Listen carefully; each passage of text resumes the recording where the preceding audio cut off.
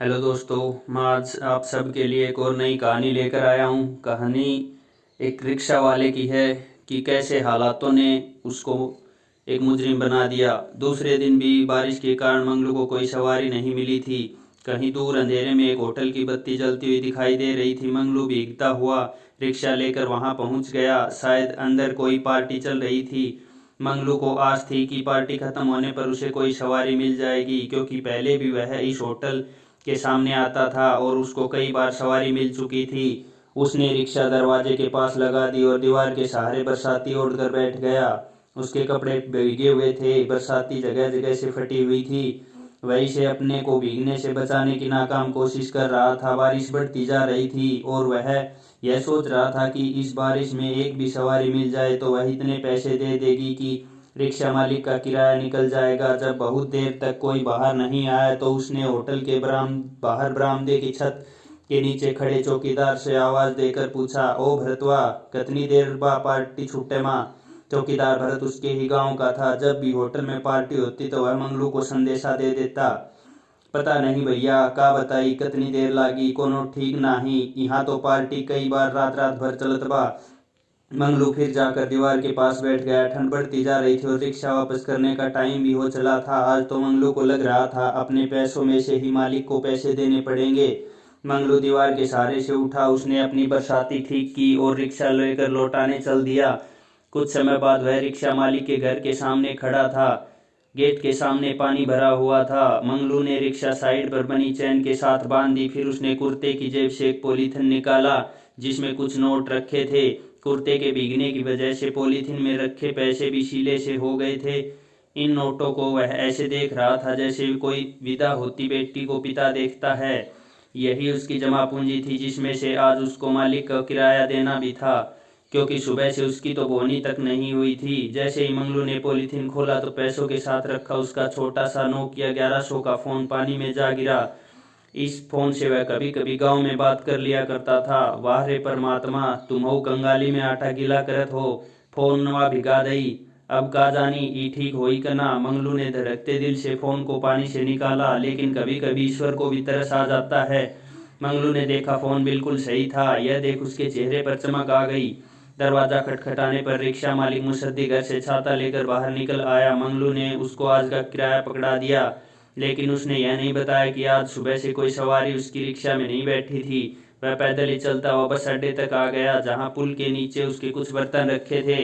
यही मंगलू की रात का ठिकाना था। सर्दी बहुत ज्यादा थी। मंगलू ने चूल्हा जलाया और आग तापने लगा। वह रोज अपना रसोई का सामान यहीं छोड़ देता था और रिक्शा चलाने के पश्चात रात को वापस लौट आता था। गरीब इंसान के पास दो बर्तनों के अलावा और होता ही क्या है। दुनिया कम से कम इतनी इंसानियत तो रखती है, वह गरीब के बर्तन नहीं चुराती। मंगलू ने सामान के ऊपर रखा कपड़ा हटाया, एक थैले में से आटा निकाला और सिक्के की परात में गूंथने लगा। चूल्हे में अलाव धीरे धीरे जल रहा था। हवा के ठंडे झोंकों से आग जलने में थोड़ी परेशानी हो रही थी। मंगलू ने दो कच्ची सी बड़ी बड़ी रोटी बनाई और प्याज के साथ खाने लगा। वह अपने ऊपर ज्यादा पैसा खर्च ना करता था, क्योंकि गांव में उसका एक परिवार था जिसमें उसकी पत्नी, उसकी बेटी, एक बेटा और उसकी बहू शामिल थे। बेटा राम प्रवेश वहीं गांव के खेत में मजदूरी करता था। इन दोनों के पैसों से ही परिवार का गुजारा होता था। जब से राम प्रवेश की शादी हुई थी तो उसकी जिम्मेदारी और भी बढ़ गई थी, क्योंकि पत्नी लक्ष्मी गर्भ से थी। मंगलू की बेटी का अभी गोना नहीं हुआ था। उसकी विदाई के लिए भी मंगलू को पैसों की सख्त जरूरत थी। रोटी प्याज खाकर मंगलू वही पुल के नीचे एक चटाई बिछाकर लेट गया। सर्दी से बचने के लिए उसके पास एकमात्र कंबल था जो किसी दानी सज्जन ने उसको दिया था। सुबह के खाने की चिंता नहीं थी। पास वाले मंदिर में सेठ लोग कभी ब्रेड या कभी कुछ और बांट जाते थे। वही मंगलू और उस जैसे कई लोगों का रेस्टोरेंट था। सर्दी बढ़ती जा रही थी। कुछ समय बाद मंगलू ठिठुरने लगा तो उसकी नींद खुल गई। अब वह क्या करे। उसने सामने बैठे कुत्ते मोती को पुचकार कर अपने पास बुला लिया। मोती दूम हिलाता हुआ मंगलू के पास आकर लेट गया। उसके पास लेटने से मंगलू को सर्दी से थोड़ी राहत महसूस हुई। सुबह होते ही मंगलू ने मोती को दुत्कार कर भगा दिया। मोती ऐसे देख रहा था जैसे सोच रहा हो, इंसान तू हमेशा ही मतलबी रहेगा, मेरे साथ सोकर भी तुझे वफा करनी ना आई। पूरी रात मेरी गर्मी का आनंद लेता रहा और सुबह तुझे अपने और मेरे भीतर का अंतर नजर आने लगा। मंगलू ने अपनी चटाई समेटी और कंबल अपने सामान पर डालकर रिक्शा लेने निकल गया। आज मौसम थोड़ा ठीक लगा। रिक्शा मालिक से रिक्शा लेकर वह तुरंत मंदिर के आगे आ गया। उसको लगा कहीं सेठ लोग खाना बांट कर लौट ना जाएं। मंदिर के बाहर लगे नल से उसने मुंह धोया था, हाथ धोया और मांगने वालों की लाइन में बैठ गया, जहां अन्य रिक्शा वाले भी आकर बैठ जाते थे। कुछ समय बाद एक मारुति वैन आकर रुकी। ड्राइवर ने वैन के पिछले हिस्से का दरवाजा खोला और उसमें से ब्रेड पकौड़ों का एक बड़ा सा पतीला निकालकर नीचे रख दिया। फिर लाइन में खड़े एक समझदार से दिखने वाले युवक को बुलाकर उसने यह सब बांटने के लिए कह दिया। सभी लोग लाइन में बड़े अनुशासन से बैठकर अपनी बारी आने का इंतजार कर रहे थे। युवक ने पहला ब्रेड पकौड़ा उठाकर अपने थैले में डाल लिया और फिर बारी बारी सबको देने लगा। मंगलू को भी एक ब्रेड पकौड़ा मिल गया। उसने पकौड़ा अपनी रिक्शा की आगे की टोकरी में रख लिया। सुबह सुबह मेट्रो स्टेशन से उसे एक महिला सवारी मिल जाती थी, इसलिए वह जल्दी से स्टेशन की ओर निकल गया। दीदी जी की मेट्रो आ गई, वह इस मेट्रो से उतर रही होंगी, मंगलू ने सोचा, क्योंकि कल बरसात के कारण उसे यह सवारी भी नहीं मिली थी। थोड़ी ही देर में सवारियां सीढ़ियों से उतरने लगी और मंगलू बेचैनी से उस महिला का इंतजार करने लगा। सामने सीढ़ियों से अलका को उतरते देख मंगलू की बातें खिल गई। अलका रोज इस स्टेशन से उतरकर ऑफिस के लिए रिक्शा लिया करती थी। वह एक बहुत सुलझी हुई और दयालु लड़की थी। पहली बार जब मंगलू से मिला था तो ऑफिस तक मंगलू ने उचित किराया लिया था, जो अलका को बहुत पसंद आया। वरना अक्सर रिक्शा वाले पहले ज्यादा किराया बताते थे और मना करने पर किराए के विषय में बार्गेनिंग शुरू कर देते। अलका को 5-7 रुपए फालतू देने में कोई फर्क नहीं पड़ता था, लेकिन उसको बार्गेनिंग से सख्त नफरत थी। वह चाहती थी कि इंसान का काम छोटा हो या बड़ा, ईमानदारी जरूरी है। कैसे हो मंगलू? अलका ने पूछा। ठीक हूँ दीदी जी, मंगलू ने हंसते हुए कहा, पर कल बहुत बुरा हुआ, बारिश के कारण आप नहीं आए और फिर पूरा दिन हमारी बोनी नहीं हुई। आपके कदम मेरी रिक्शा के लिए बहुत शुभ रहते हैं। अलका उसकी बातें सुनकर मुस्कुराने लगी, लेकिन मंगलू अपनी ही धुन में कहता जा रहा था, कोई बात नहीं दीदी जी, आज आप आ गई हो, आज मैं कल की भरपाई कर लूंगा। मंगलू, अगर दिन में सवारी नहीं मिलती तो तुम्हें क्या अंतर पड़ता है? क्या तुम्हारे पास एक दिन गुजारे के लिए भी पैसे नहीं होते? अलका ने मंगलू से पूछा। दीदी जी, पैसे तो होते हैं, लेकिन रिक्शा मालिक के किराए लिए रोज 100 रुपए किराया मार जाता है। बिना कमाई के अपनी जमा पूंजी से 100 रुपए देना बहुत भारी पड़ता है। और मान लो अगले दिन भी 100 रुपए का काम नहीं हुआ तो क्या ही जमा पूंजी बाकी रह जाएगी? मंगलू ने थोड़ा गंभीर होकर कहा। उसकी बात सुनकर अलका सोच में पड़ गई, लेकिन उसका ऑफिस आ चुका था, वह मंगलू से और कोई बात ना कर सकी। अलका ने उतरकर मंगलू को पैसे दिए और ऑफिस की ओर बढ़ गई। मंगलू ने पैसे पॉलीथीन में डाल लिए और रिक्शा वापस मोड़कर मेट्रो स्टेशन की ओर आ गया। मेट्रो स्टेशन से ही रिक्शा वालों को सवारियां मिलने की सबसे ज्यादा आस होती है। अलका को मंगलू की बात बार बार याद आ रही। उसने अक्सर सुना था कि रिक्शा वाले दिन भर कमाकर रात को ठेके की दुकान पर पहुंच जाते हैं। जिसकी रोटी की भी गारंटी नहीं, वह क्या शराब पीता होगा? अलका ने सोचा और निश्चय किया, कल मंगलू से वह इस विषय में बात करेगी और जानकारी हासिल करेगी। अगले दिन मंगलू से ज्यादा प्रतीक्षा अलका को थी। उसने रिक्शा पर बैठते ही मंगलू से पूछा, मंगलू एक बात बताओ, रिक्शा मालिक के किराए के अलावा और तो कहीं नहीं देने होते? क्या बात करते हो दीदी जी, रिक्शा वाले का जीवन बहुत कठिन होता है। रिक्शा मालिक के अलावा और बहुत से लेनदार होते हैं, सब पिछले जन्मों का खेला है। जरूर जिसने पिछले जन्म में किसी से पैसे लेकर ना लौटाए होंगे, इस जन्म में रिक्शा वाला बनकर पैदा होता है। कई बार सवारी के चक्कर में रिक्शा गलत जगह पर खड़ी हो जाती है तो ट्रैफिक पुलिस वाले जुर्माना कर देते हैं।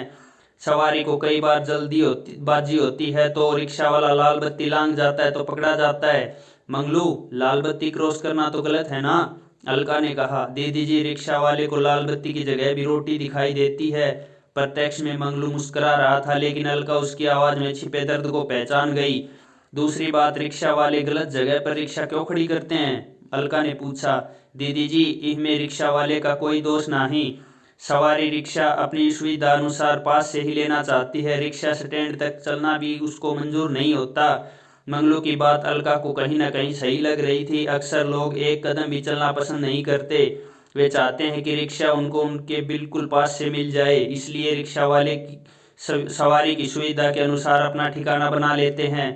तो मंगलू, रिक्शा वाले जो दिन भर कमाते हैं, मैंने सुना है रात को दारू में उड़ा देते हैं। अलका को अब इस प्रश्न के उत्तर की जिज्ञासा थी। दीदी जी, सभी रिक्शा वाले एक से नहीं होते। और क्या दारू सिर्फ रिक्शा वाले ही पीते हैं क्या? दूसरा सब लोग नहीं पीता है क्या?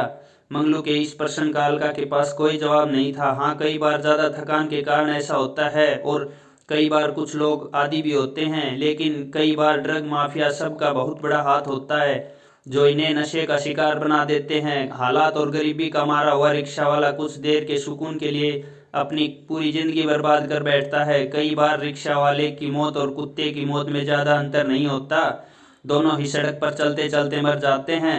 जब शरीर कमज़ोर हो जाता है और रिक्शा खींचने की हिम्मत नहीं रहती तो भी पापी पेट के लिए वही रिक्शा खींचता रहता है, जिससे एक दिन उसकी सांसें रुक जाती हैं। मंगलू की ऐसी पीड़ादायक बातें सुनकर अलका का मन भर आया। शाम के समय अलका जब अपनी माँ के साथ चाय पी रही थी तो उसने इस विषय में उनसे बात की। अलका की माँ एक सुलझी हुई महिला थी। उन्होंने बताया कि उनके पिता कभी भी रिक्शा वाले से पैसे के लिए बार्गेनिंग नहीं करते थे। वे अक्सर कहते थे, यह बेचारे अगर कुछ पैसे फालतू बोल भी देते हैं तो क्या हुआ, इनकी मेहनत और इनका पसीना सूखने से पहले दे देनी चाहिए। कितना दर्द होता है जब एक इंसान दूसरे इंसान का बोझ खींचता है। माँ की बात सुनकर अलका की आंखों में आंसू आ गए। रात को खाने के बाद अलका के कान में मंगलू के शब्द गूंजते रहे और उसने निश्चय किया कि वह मंगलू को एक रिक्शा खरीद कर देगी ताकि उसे मालिक का किराया ना चुकाना पड़े और आय में थोड़ी बढ़ोतरी हो जाए। अगले दिन सुबह जब मंगलू अलका से मिला तो अलका ने बोला, मंगलू, मैं तुम्हें अगर खुद की एक रिक्शा ले दूं तो कैसा रहेगा। अलका की बात सुनकर मंगलू अवाक सा रह गया। उसकी खुशी का ठिकाना नहीं रहा। दीदी जी, अगर ऐसा हो गया तो हमारे बहुत पैसे बच जाएंगे, मंगलू ने कहा। लेकिन मंगलू, मेरी एक शर्त है, बच्चे पैसे से तुम शराब नहीं पियोगे बल्कि आय का कुछ हिस्सा जोड़कर तुम 1 साल बाद किसी अन्य जरूरतमंद को रिक्शा दोगे। ठीक है दीदी जी। मंगलू को अलका की शर्त मंजूर थी। कुछ दिन बाद अलका ने एक रिक्शा लेकर मंगलू को दे दिया। आज मंगलू की खुशी का कोई ठिकाना नहीं था। उसे लगा कि वह एक बंधन से मुक्त हो गया। रिक्शा मालिक की किराए की चिंता खत्म। अब उसको बीमारी या मजबूरी में रिक्शा नहीं चलानी पड़ेगी। चमचमाता हुआ रिक्शा मंगलू को बहुत भा रहा था। उस दिन रात को वह रिक्शा की सीट पर ही सोया। उसे वह किसी डनलप के गद्दे से कम नहीं लग रही थी। अगले दिन सुबह मंगलू खुशी खुशी रिक्शा लेकर निकला और सीधा मंदिर के पास पहुंच गया। उसने ईश्वर के आगे हाथ जोड़कर धन्यवाद किया, लेकिन रिक्शा नो पार्किंग जोन में खड़े होने के कारण ट्रैफिक पुलिस की गाड़ी उठाकर ले गई। मंगलू ने किसी तरह जुर्माना भरकर अपना रिक्शा छुड़वा लिया। इंसान का भाग्य ही अगर खराब हो तो मुसीबतों से उसका दामन कभी नहीं छूट पाता। एक बार एक मनचले गाड़ी वाले की टक्कर से मंगलू की रिक्शा का पहिया क्षतिग्रस्त हो गया और जिसकी मरम्मत में मंगलू के काफी पैसे लग गए। लेकिन फिर भी अलका को दिए वचन के लिए उसने कुछ अलग से पैसे जमा अवश्य करता था। एक दिन ऐसी घटना हुई जिसने मंगलू का जीवन ही बदल डाला।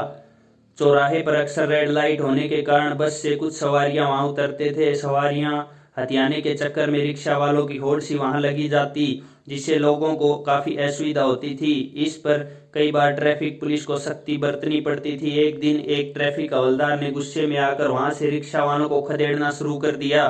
मंगलू का ध्यान बस से उतरती हुई सवारियों पर था। जब वह नहीं हटा तो हवलदार ने सुए से मंगलू का टायर फाड़ दिया और डंडे से रिक्शा का शीशा भी तोड़ दिया। यह देखकर मंगलू बहुत उत्तेजित हो गया और उसने आओ देखा ना ताओ पास पड़ा बड़ा सा पत्थर उठाकर ट्रैफिक हवलदार के सिर पर दे मारा। हवलदार वहीं सड़क पर ही मर गया। इतने में बाकी पुलिस वाले भी वहां आ पहुंचे और मंगलू की पहले तो जमकर पिटाई की और बाद में गिरफ्तार कर जेल भेज दिया गया।